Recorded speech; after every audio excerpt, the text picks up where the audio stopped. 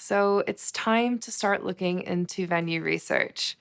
In this section, we'll be talking about the various kinds of venues as well as other factors to consider, such as weather, currency, food, access to the airport, room setups, safety issues, and how to vet a place you've never been to before. All right. So, the first thing you'll want to figure out is whether you're going international or domestic. As I mentioned in the last video, the profit opportunities can be much better if you're traveling abroad. However, I've certainly had clients make good money on domestic retreats. I will say that these retreats were local and in their own states, so the retreat leader and their students were able to drive themselves there.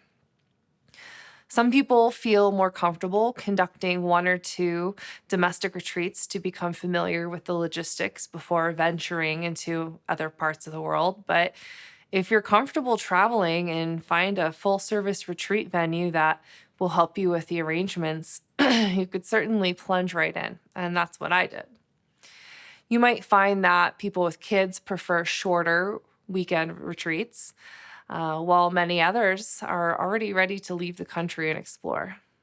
That's why it's important to know your audience and what they're looking for, what location is on their bucket list. You also want to consider what aligns with your brand and the vibe you're aiming for. Is it luxury, rustic, laid back surfer vibes, an urban environment, or a retreat in the woods? Do you prefer smaller and more intimate groups or larger groups and venues with lots of activities? If you're planning to run a goddess retreat, you might consider Greece or Malta.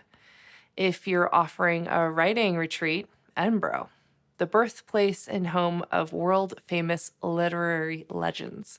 That could be an option. Do some research on the history of your retreat theme to help you find the perfect location.